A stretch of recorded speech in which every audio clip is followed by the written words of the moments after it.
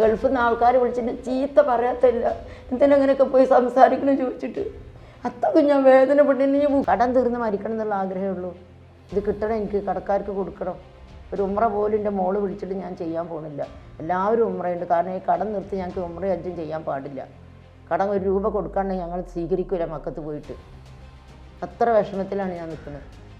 നിങ്ങൾക്ക് പൈസ വരും, നിങ്ങൾ ഒരു കാരണവശാലും പ്രതികരിക്കരുതെന്ന് പറഞ്ഞു, ശരിയാണോ? പ്രതികരിക്കുമെന്ന് പറഞ്ഞവനെ നിങ്ങൾക്കൊന്നും ക്യാമറയ്ക്കൊന്നും നിങ്ങൾ സുബ്രഹ്മണ്യൻ അന്ന് ഞാൻ നോട്ട് ചെയ്ത സുബ്രഹ്മണ്യ, നീ ചതിയനാണ്, കൂട്ടത്തിൽ നിന്ന് ചതിക്കുന്ന ഒരു വ്യക്തിയാണ് ഞാൻ അന്ന് നോട്ട് ചെയ്തതാണ്. നിസ്കരിക്കാൻ നിൽക്കാൻ വയ്യ, ഈ ഒരു ചിന്തയാണ് മനസ്സിലേ പറയുന്നത് കേട്ടല്ലോ, നിസ്കരിക്കാൻ നിൽക്കാൻ വയ്യാന്ന്. നീ ഇതിനൊക്കെ അനുഭവിച്ചില്ലെങ്കിൽ ആൾക്കാർ വരികയാണേ വീട്ടിൽ. ഞാൻ അവനോട് ചോദിച്ചു, ഇനി ഇങ്ങനെ രണ്ടാമത്തെ പ്രശ്നം, ഇനിയിപ്പോൾ അവൻ്റെ ആവശ്യം ഞാൻ ബുക്കും പുസ്തകമൊക്കെ കൊടുക്കാൻ. ജീവിതത്തിൽ അത്രയും കാര്യം നശിപ്പിച്ചു കളഞ്ഞു നിങ്ങളെ, നശിപ്പിച്ചു കളഞ്ഞു, ലൈഫ് നശിപ്പിച്ചു കളഞ്ഞു. ജീവിതം തന്നെ ജയനാണിത് മുഴുവൻ നശിപ്പിച്ച്. പക്ഷെ ജയനേക്കാണ് വലിയ തരികിടായി പോയി ഇവൻ ചെയ്തത്. സഹിക്കാൻ കഴിയുന്നില്ല. കഷ്ടപ്പെടുന്നുണ്ട് ഒരുപാട്. എല്ലാം എൻ്റെ വീട്ടിൽ ദിവസം ദിനം പ്രതി കസ്റ്റമേഴ്സ് കയറി ഇറങ്ങും. ഇന്നലെ 2 ആൾ വന്നിക്കണേ, ഒരാൾ വഴിയിൽ കാണോട് ബാങ്കിൽ പോകാൻ എനിക്ക് വയ്യ. ആ പറ്റിച്ച താത്തേതാന്ന് പറയാണ്. ഞാൻ ഇന്ന് വരെ ഒരു 10 പൈസ ഒരാളെ പറ്റിച്ച് ജീവിച്ചിട്ടില്ല. അവിടെ ഇത്രയും ആൾക്കാർ ചേർന്ന് എൻ്റെ സത്യസന്ധതയോട് ചേർന്നാണ്. ഒരു ബില്ല് ഞാൻ കൊടുക്കാത്തില്ല. പക്ഷെ ഞാൻ ഇപ്പോൾ ലോകത്തിലെ ഏറ്റവും വലിയ കള്ളത്തിയായി മരിക്കാൻ കാലത്ത്. ആരാ പറ്റിച്ച ഇപ്പൊ പറ്റിച്ച സുബ്രഹ്മണ്യനാ. ജനക്കാണ് വലിയ പറ്റിക്കലായിപ്പോയി. സുബ്രഹ്മണ്യൻ പറ്റിച്ചത്. പറ്റിച്ചു നിങ്ങൾക്ക് വരെ അടക്കം പൈസ വാങ്ങി തരാന്ന് പറഞ്ഞിട്ട് 1 രൂപ കിട്ടുകയാണെങ്കിൽ ഇതിലുള്ള എല്ലാവർക്കും ഒരുപോലെ കിട്ടാൻ പറ്റുള്ളൂ സുബ്രഹ്മണ്യൻ പറഞ്ഞതാണ്. എന്നോട് ഒരു കാര്യം പറയാനുള്ളത്, ഇത്രയേറെ രീതിയിലേക്ക് നിങ്ങളെ ഈ തുഞ്ചത്ത് ജ്വല്ലറി എന്ന് പറയുന്ന സ്ഥാപനത്തെ വിശ്വസിച്ച് സ്വന്തമായിട്ട് പറയുന്നത് കേട്ടോ, ഈ പുറത്തിറങ്ങി നടക്കാൻ വയ്യ, എൻ്റെ മരിക്കുന്നതിന് എല്ലാവർക്കും ആഗ്രഹം ഉണ്ടാവാൻ എന്താണ് ശരിക്കും ഈ നല്ല പോലെ എന്തെങ്കിലുമൊക്കെ പ്രതീക്ഷകളുണ്ടെങ്കിൽ അത് ചെയ്ത് മരിക്കുക എന്നുള്ളതാണ്. ഇത് എൻ്റെ കടം തീർന്ന് മരിക്കണേ, നാട്ടുകാർക്ക് കൊടുക്കാനുള്ള കടം തീർത്ത് മരിക്കണേ എന്ന് പ്രാർത്ഥിക്കുന്ന ഒരു ഉമ്മയാണ് നിങ്ങളുടെ മുന്നിൽ നിൽക്കുന്നത്. പുറത്തിറങ്ങി നടക്കാൻ കഴിയുന്നുണ്ടോ? ഇപ്പോൾ പുറത്തിറങ്ങി നടക്കാൻ കഴിയുന്നില്ല സാറേ, പുറത്തിറങ്ങാൻ കഴിയില്ല. കാരണം മിഞ്ഞാന്നിപ്പോൾ ഞാൻ കാനറ ബാങ്ക് പോയപ്പോൾ ആ താത്ത എവിടെയാ, താത്ത സൽമാത്ത ഞങ്ങളെ കാശ് എവിടെ എന്ന് വെച്ചിട്ട് വരികയാണ്. നമ്മളതിൻ്റെ ഒരു കട്ടൻ ചായ കുടിച്ചില്ലെങ്കിൽ എനിക്ക് വേദനയില്ല. കാരണം അവർ തരുന്ന കൂലി വാങ്ങാന്നല്ലാതെ ഗോൾഡൊക്കെ എൻ്റെ കയറോബിലവിടെ കൊണ്ടുപോയി വെച്ചതാണ്.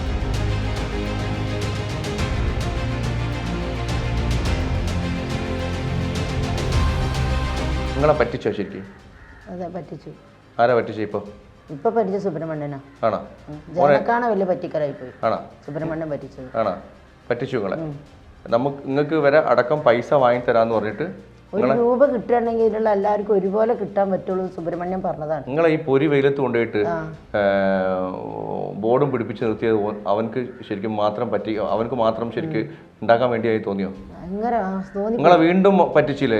എൻ്റെ വീട്ടിൽ വന്ന് പൈസ വാങ്ങി.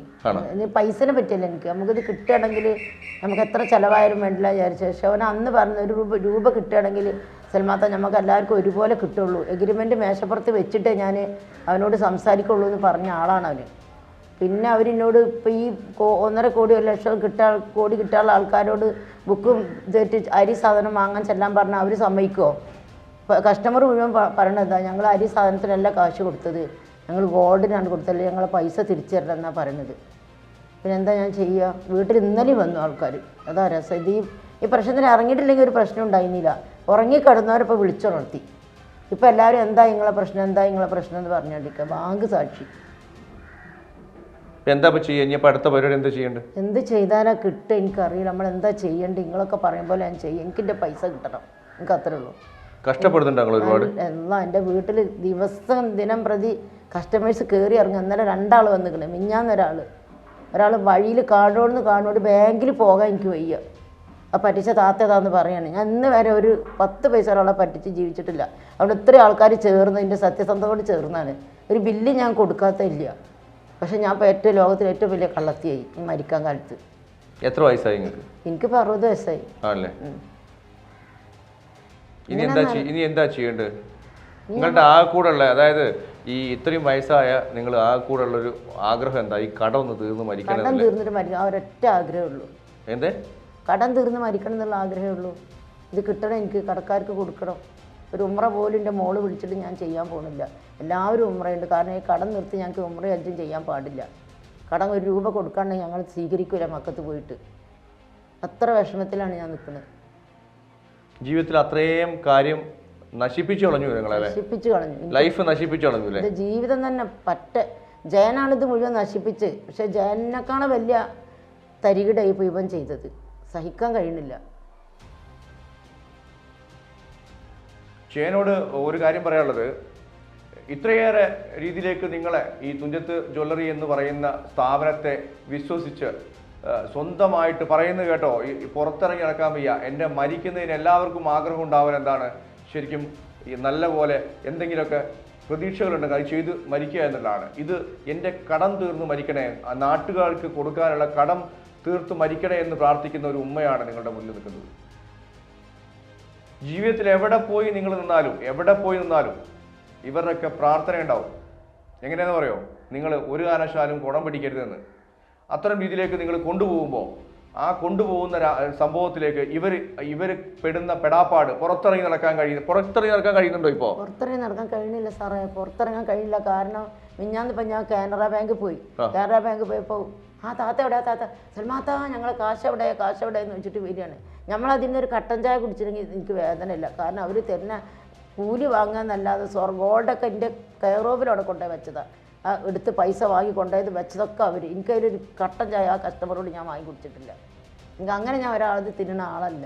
പിന്നെ മക്കളൊക്കെ പഠിക്കായിരുന്നു, ഒരു കൊല്ലമുള്ളൂ പലിശ അല്ലാന്നും പറഞ്ഞുകൊണ്ടാണ് ഈ ചതിയിൽ കുടുക്കിയത്. പലിശ അല്ലാത്തോളം ഞാൻ ഇതിൽ ചേർന്ന്, അല്ലെങ്കിൽ ഞാൻ ചേരൂല. പക്ഷെ അവന് അതിലും വലിയ ചതി, വാങ്ങിയ പൈസ രണ്ടാമത്തെ കിട്ടാനായത് വീണ്ടും തിരിച്ചിടിപ്പിച്ചു, ഡബിൾ തരാമെന്ന് പറഞ്ഞുകൊണ്ട് ജയന്. സുബ്രഹ്മണ്യൻ ആദ്യം ഈ പ്രശ്നത്തിൽ ഒരു വീഡിയോ ഞാൻ കണ്ടു. ഞാൻ ജീവൻ നഷ്ടപ്പെടുത്താൻ പോകും, ആരെങ്കിലും എൻ്റെ കൂടെ ഉണ്ടോ എന്ന് ചോദിച്ചാണ്. അപ്പോൾ ഫസ്റ്റിൽ വിളിച്ച് പറഞ്ഞ ആൾ ഞാനുണ്ട് നിൻ്റെ കൂടെ എന്ന്. കാരണം എനിക്ക് എൻ്റെ ഈ അസ്വസ്ഥത കാരണം. അപ്പോൾ അവൻ പറയുന്ന വെരി സൽമാത്താന്ന് പറഞ്ഞു. അങ്ങനെ തുടക്കത്തിൽ സ്റ്റാർട്ടിങ്ങിൽ രണ്ടാമത്തെ സ്റ്റെപ്പിൽ അവൻ്റെ കൂടെ ഞാൻ ഉണ്ട്. അങ്ങനെ ഞാൻ വന്നിട്ട് അന്ന് പറഞ്ഞു നിങ്ങൾ എൻ്റെ കൂടെ നിൽക്കുന്നുണ്ടോ, ഈ കാശ് നമുക്ക് കിട്ടാതെ നമുക്ക് പറ്റില്ല എന്ന് പറഞ്ഞ്. പെരിന്തൽമണ്ണത്തെ പ്രശ്നം കഴിഞ്ഞ് സാറേ, ആ നിലമ്പൂരൂടി ആ ഒരു പോക്കുവാണെങ്കിൽ ജയൻ കാശ് തന്നിരുന്നു. ജയൻ്റെ വയറ്റത്ത് ചലിക്കും അടിച്ചിരുന്നു. കാശ് വാങ്ങിയിട്ട് പോയല്ലോ. ശരിക്ക് വാർത്ത ചെയ്ത് എന്നെ പോലും നിങ്ങൾ വിശ്വസിക്കാതിരുന്നോ ഒരു സമയം പോലും? ഇല്ല, അങ്ങനല്ല പറയുന്നത്. നിങ്ങളെ കൂടെ നിൽക്കുന്ന ആളുകൾ ശരിക്കും ഇവൻ ഈ സുബ്രഹ്മണ്യം പറ്റിക്കുക എന്നൊരു പോയിന്റ് നിങ്ങൾക്ക് മനസ്സിലായിരുന്നു? ഒരിക്കലും ഇല്ലല്ലോ അല്ലേ? നിങ്ങളെ വരെ പറ്റിച്ചില്ലേ വീണ്ടും ഞാൻ ആ ചതി പെടൂല. കഴിഞ്ഞ തവണ ഞാൻ നിങ്ങളോട് പറഞ്ഞായിരുന്നു അവൻ പറ്റിക്കുകയാണെന്ന് പറഞ്ഞായിരുന്നു, ഓർമ്മണ്ടോ? വിളിച്ചിട്ട് നിങ്ങൾ ഷൂട്ടിന് വരാൻ വേണ്ടി പറഞ്ഞ സമയത്ത് നിങ്ങൾ അവൻ വിളിച്ച് ഷൂട്ട് ബ്ലോക്ക് ചെയ്തു, ശരിയല്ലേ? ശരിയാണ്. എനിക്ക് ഷൂട്ട് കൊടുക്കരുതെന്ന് പറഞ്ഞു അല്ലേ? ശരിക്കും അവൻ പറഞ്ഞിട്ട് അങ്ങനെ ആരെയും വിളിക്കുകയാണെങ്കിൽ ഞാൻ അറിയാതെ, അപ്പം അന്ന് അവനല്ലേ നമ്മളെ നേതാവ്, ഞാൻ അറിയാതെ നിങ്ങൾ ആരെയും ക്യാമറയുടെ മുന്നിൽ നിൽക്കരുത് എന്നോട് പറഞ്ഞിരുന്നു. ഞാൻ അറിയാതെ നിൽക്കരുത് പറഞ്ഞു. ഞാൻ ശരിക്കും ഒരു ഷൂട്ട് വേണമെന്ന് എന്നോട് പറഞ്ഞ സമയത്ത് അവനാണ് ശരിക്കും സൈനത്താന ഷൂട്ട് എടുക്കണം എന്ന് പറഞ്ഞത്. ആ സമയത്ത് ഞാൻ വിളിച്ച സമയത്ത് നിങ്ങളോട് എന്റെ ഫോൺ എടുക്കണ്ടെന്ന് പറഞ്ഞു അല്ലേ? പറഞ്ഞോ? അപ്പോഴെന്താ നിങ്ങളോട് പറഞ്ഞേ? നിങ്ങൾ എന്തോ ഓഫറാ പറഞ്ഞേ? ഈ AD സൂപ്പർ മാർക്കറ്റ് നിങ്ങളുടെ പ്രശ്നം ക്ലിയർ ആക്കും എന്ന് പറഞ്ഞു അല്ലേ? ക്ലിയർ ആക്കും, നിങ്ങളെ കാശൊക്കെ നമുക്ക് തരും ജയം പറഞ്ഞിട്ടുണ്ട്. വീണ്ടും പറഞ്ഞു. അത് അവൻ നിങ്ങളെ പറ്റിച്ചതിന് ശേഷം വീണ്ടും പറഞ്ഞു നിങ്ങൾ മൈക്കിൽ കൊടുക്കരുത്, നിങ്ങൾക്ക് പൈസ വരും, നിങ്ങൾ ഒരു കാരണവശാലും പ്രതികരിക്കരുതെന്ന് പറഞ്ഞു. ശരിയാണോ? പ്രതികരിക്കരുതെന്ന് പറഞ്ഞവനെ നിങ്ങൾക്കൊന്നും ക്യാമറയ്ക്കൊന്നും. സുബ്രഹ്മണ്യൻ അന്ന് ഞാൻ നോട്ട് ചെയ്ത, സുബ്രഹ്മണ്യ നീ ചതിയനാണ്, കൂട്ടത്തിൽ നിന്ന് ചതിക്കുന്ന ഒരു വ്യക്തിയാണ് ഞാൻ അന്ന് നോട്ട് ചെയ്തതാണ്. ശരിക്കും ഞാൻ 2 or 3 പോയിന്റില് ഞാൻ നിന്നെ ചതിയനാണെന്ന് വിചാരിച്ചതാണ്. പക്ഷേ പിന്നെ ഇത്രയേറെ അമ്മമാരും ഉമ്മമാരൊക്കെ കഷ്ടപ്പെടുന്ന രീതിയിലേക്ക്, അത്രയും രീതിയിലേക്ക് പണം മുടക്കി ഒരു വല്ലാത്ത രീതിയിലേക്ക് കഷ്ടപ്പെടുമ്പോൾ നിന്നെ മാത്രമേ വിലക്ക് വാങ്ങാൻ കഴിയുള്ളൂ എന്ന് അവർക്ക് തോന്നിയോണ്ടാണ് നീ അവരുടെ കൂടെ പോയത്. ശരിക്കും അതാണ് അവനൊരു പാട്ടിൽ പിടിച്ചു. മനസ്സിലായല്ലോ? എന്നെ പോലും വിലക്ക് വാങ്ങാൻ കഴിയില്ല. ഞാൻ ആദ്യം വിലക്ക് വാങ്ങാൻ വന്നാൽ ഞാൻ കൂടെയുള്ള അമ്മമാരുടെയും ഉമ്മമാരുടെയും പ്രശ്നങ്ങൾ തീർത്തിട്ട് മതി നീ എന്നെ വിലക്ക് വാങ്ങുക എന്ന് ഞാൻ പറഞ്ഞിട്ടുണ്ട്. ഞാൻ പറഞ്ഞവരോട് പറഞ്ഞിട്ടുണ്ട്. ഈ ന്യൂസ് കാണുന്ന ആളുകൾക്കറിയാം. പ്രശ്നങ്ങൾ, നാട്ടുകാരുടെ കടം കൊണ്ട് പുറത്തിറങ്ങി നടക്കാൻ കഴിയാത്ത അവസ്ഥ. സുബ്രഹ്മണ്യ നീ ചെയ്തത് ഏറ്റവും വലിയ ചതി. ഇതിന് ശരിക്കും നിനക്ക് വലിയ വില കൊടുക്കേണ്ടി വരും. നിസ്കരിക്കാൻ നിൽക്കാൻ വയ്യ, ഈ ഒരു ചിന്തയാണ് മനസ്സിലായി പറയുന്നത് കേട്ടല്ലോ. നിസ്കരിക്കാൻ നിൽക്കാൻ വയ്യാന്ന്. നീ ഇതിനൊക്കെ അനുഭവിച്ചില്ലെങ്കിൽ ആൾക്കാർ വരികയാണ് വീട്ടില്. ഞാൻ അവനോട് ചോദിച്ചു ഇങ്ങനെ രണ്ടാമത്തെ പ്രശ്നം, ഇനിയിപ്പോൾ അവന്റെ ആവശ്യം ഞാൻ ബുക്കും പുസ്തകമൊക്കെ കൊടുക്കാന്, 100 രൂപേന്റെ 200 രൂപേന്റെ മുദ്രത്തിൽ ഒപ്പിട്ട് കൊടുക്കാന്. പിന്നെ എന്ത് വിലയുള്ളത് ഒപ്പിട്ട് കൊടുക്കാൻ? നീ ഇവരെ കൊണ്ട് അത് ചെയ്യുവാണെങ്കിൽ സുബ്രഹ്മണ്യ നീ അനുഭവിക്കുന്നത് വലിയ വിലയ്ക്ക് കൊടുക്കേണ്ടി വരാം. വലിയ വില. പാവങ്ങളെ പൈസയാണ് നീ തിന്നുകൊണ്ടിരുന്നത് അനാവശ്യമായി പിരിച്ച്. അതിനപ്പുറത്തേക്ക് നീ എതിർകക്ഷിയിൽ പോയി ചേർന്നത് ഇവരോട് ചെയ്ത ഏറ്റവും വലിയ ചതിയാണ്. അന്ന് ഞാൻ നിന്നെ നോട്ട് ചെയ്തതാണ്. അന്ന് നീ ഷൂട്ട് ചെയ്യണം എന്ന് പറഞ്ഞപ്പോൾ മുൻപ് പറഞ്ഞ് എന്നോട് വരാൻ വേണ്ടി പറഞ്ഞപ്പോൾ ഞാൻ അത് ആലോചിക്കട്ടെ എന്ന് പറഞ്ഞപ്പോഴാണ്. ഞാൻ ഒരു ജേർണലിസ്റ്റാണ് സുബ്രഹ്മണ്യ. പല സമയത്തും ഞാൻ നിങ്ങൾക്ക് വോയിസ് അയച്ചിട്ടുണ്ട്. നിങ്ങൾ വീഡിയോ ചെയ്യാൻ വേണ്ടി പറഞ്ഞിട്ട് വോയിസ് അയച്ചിട്ടുണ്ട്. വീഡിയോ ചെയ്യരുത് എന്ന് പറയുന്നത് എന്തിനാണ് എന്നെനിക്ക് നന്നായിട്ട് അറിയാം. ജനങ്ങൾ അറിയണം സുബ്രഹ്മണ്യ, നീ ഇത് ഇവരോടൊക്കെ ഇത്രയും ആളുകളോട് ഇത് ചെയ്തത്. പിന്നെ ഇത്രയേറെ ഇവരൊക്കെ പറയുന്നുണ്ടല്ലോ, ഇത്രയേറെ ഈ പറയലൊക്കെ ജനങ്ങൾക്ക് മനസ്സിലാവുണ്ടാവും എന്തുകൊണ്ടാണ് ഈ വയസ്സായ ഒരു അമ്മ വന്നിവിടുന്ന് പറയുന്നത്, വയസ്സായ ഒരു ഉമ്മ അന്ന് എന്തുകൊണ്ടാണ് ഇവിടെ പറയുന്നത്. അവരുടെ വിഷമങ്ങളാണ്. നിങ്ങളൊക്കെ വിചാരിച്ച് നിങ്ങളൊക്കെ നല്ലവരാണെന്ന് വിചാരിച്ചിട്ട് മാത്രമാണ് നിങ്ങളുടെ കമ്പനിയിൽ കൊണ്ടുപോയിട്ട് ഇവർ പണം നിക്ഷേപിച്ചത്. സുബ്രഹ്മണ്യനോട് എന്താണ് അങ്ങോട്ട് പറയാനുള്ളത്? നിങ്ങളുടെ കയ്യിൽ നിന്ന് സ്റ്റാമ്പ് പേപ്പറും വാങ്ങാൻ വേണ്ടി നിൽക്കുന്ന ആളാണ്. എന്താണ് പറയാനുള്ളത്? അങ്ങോട്ട് നോക്കി പറയാം. ഞാൻ സുബ്രഹ്മണ്യ ഒരിക്കലും സ്റ്റാമ്പ് പേപ്പറിൽ ഒപ്പിട്ടില്ല. കാരണം ഞാൻ അത്രയ്ക്ക് വിശ്വസിച്ചിരുന്നില്ല. കാരണം എന്നോട് അന്ന് ഞങ്ങളോടൊക്കെ പറഞ്ഞത് നമ്മളിതിൽ ₹1 കിട്ടുന്നുണ്ടെങ്കിൽ നമുക്ക് എല്ലാവർക്കും ഒരുപോലെ, അല്ലെങ്കിൽ എനിക്ക് വേണ്ട പണം എന്ന് പറഞ്ഞിട്ടാണ്. അത്ര ആത്മാർത്ഥം ഉണ്ടല്ലോ എന്ന് വിചാരിച്ചാൽ ഞങ്ങളിതിൽ ഇറങ്ങി തിരിച്ച്. അല്ലെങ്കിൽ ആ ബജാറിലൊക്കെ വന്ന് എന്നെ ഗൾഫിൽ നിന്ന് ആൾക്കാർ വിളിച്ചിട്ട് ചീത്ത പറയാത്തില്ല, എന്തിനങ്ങനെയൊക്കെ പോയി സംസാരിക്കണം ചോദിച്ചിട്ട് അത്രക്കും ഞാൻ വേദനപ്പെട്ടു. ഇനി ബുക്കും പെന്നും ചോദിച്ചിട്ട് ഞാൻ തരൂല, എനിക്കും എൻ്റെ അരി സാമാനം ആവശ്യമില്ല. എനിക്ക് ജനങ്ങളെ പൈസയാണ് കൊടുക്കേണ്ടത്, അവർ സ്വർണ്ണം അതെനിക്ക് തിരിച്ച് കിട്ടണം. എൻ്റെ ഈ ചതി ചെയ്തില്ല. ഞങ്ങൾ അതേ സ്റ്റഡിയിൽ പോകുകയാണെന്ന് വെച്ചാൽ ഈ കാശൊന്നും ചെയ്യാൻ തന്നിരുന്നു. അപ്പത്തിന് എന്നെ പിടിച്ച ഒരു കാല് മാറി. കാരണം അവരൊക്കെ നല്ല പള്ളൊക്കെ അടിച്ചിരുന്നു. പെരിന്തൽമണ്ണ പ്രശ്നം കഴിഞ്ഞപ്പോൾ ക്യാഷിട്ടവരൊക്കെ തിരിച്ച് ചോദിക്കൽ തുടങ്ങി. അതുകൊണ്ട് ആരും എന്നെ പാട്ട് പിടിച്ചിട്ട് ആ ചതിയിൽ വീണ്ടും കുടുങ്ങി ഞങ്ങളെ ചതിച്ചു അല്ലേ. അതുകൊണ്ട് ഒരു പ്രശ്നമില്ല. എന്താണ് സൽമാത്ത കണക്ക് തരില്ല എന്നൊക്കെ പറഞ്ഞല്ലോ, വോയിസ് ഇട്ടല്ലോ. എന്താ കണ്ടിക്കണം? ഞാൻ ഒന്നും കണ്ടിട്ടില്ല. എൻ്റെ വേദന പറയാണ് ഞാൻ എന്ത് കാണാൻ എന്നെ കൊണ്ട് ഒരു ഈനാം വെച്ചിനെ കൊണ്ട് എന്ത് ചെയ്യാൻ കഴിയും? അവർ കോടീശ്വരന്മാരല്ല, അവരെ പണത്തിൻ്റെ മുന്നിൽ വീണു. ഞാൻ അവരെ പണത്തിൻ്റെ മുന്നിൽ വീഴൂല. എനിക്കെൻ്റെ പൈസ എൻ്റെ പോലെ എൻ്റെ കസ്റ്റമേഴ്സൊക്കെ പാവങ്ങളാണ്. കുറേ എണ്ണം മരിച്ചു പോയി. അവരെ കുടുംബത്തിനോട് ഞാൻ എന്താ പറയുക? എനിക്കെൻ്റെ കാശ് എങ്ങനെയെങ്കിലും കിട്ടണം. അതിന് ജയനോട് വാങ്ങിത്തരണം. അന്ന് വീഡിയോ എടുക്കാൻ വേണ്ടി നൗഷാദും ബാവും കൂടി വന്നപ്പോൾ എന്നോട് പറഞ്ഞു അങ്ങനെ നിന്ന് കൊടുക്കരുതേന്ന്. അവിടെയാണ് ഞാൻ അവൻ ചതിയനാന്ന് മനസ്സിലാക്കിയത്. അതായത് സുബ്രഹ്മണ്യനോട് ഒരു കാര്യം പറയാനുണ്ട് വളരെ ക്ലിയർ ആയിട്ട്. അതായത് ഇത്രയും ആളുകൾ കൊടി പിടിച്ചത് അല്ലെങ്കിൽ അവർ പ്രകടനത്തിന് വന്നത് അവരുടെ എല്ലാവരുടെയും പ്രശ്നം തീർക്കാൻ വേണ്ടിയിട്ടാണ്. ഇതിലിടപെട്ട ആളുകളൊക്കെ നീ മാറ്റി നിർത്തിയത് നിന്റെ കാര്യസാധ്യത്തിന് വേണ്ടി മാത്രമാണ് എന്നുള്ളത് ഞാൻ പിന്നെ പ്രത്യേകിച്ച് പറയേണ്ട ആവശ്യമില്ലല്ലോ. ഇതുമായി ബന്ധപ്പെട്ട് ഞാൻ സുബ്രഹ്മണ്യനെ താങ്കളെ ഞാൻ പലതവണ മൊബൈലിൽ ബന്ധപ്പെടാൻ ശ്രമിച്ചായിരുന്നു. കള്ളനായതുകൊണ്ട് മാത്രമാണ് നിങ്ങൾ എനിക്ക് റീപ്ലൈ തരാഞ്ഞത്. വെറും കള്ളനായതുകൊണ്ട് മാത്രം. അത്രയും അല്ല ഞാൻ പറയുന്നത്. എന്താണ് ഈ ജയനോട് പറയാനുള്ളത്? ജയനോടും അവരോടൊക്കെ എന്താണ് പറയാനുള്ളത് എന്ന് പറയാം. ജയനോട് എനിക്ക് തന്നെ പറയാനുള്ളൂ. ഞാൻ അന്ന് 5-6 മാസം എൻ്റെ പിന്നാലെ റാബ്യ നടന്നിട്ട് ഞാൻ ഇതിൽ ചേർന്നിട്ടില്ല.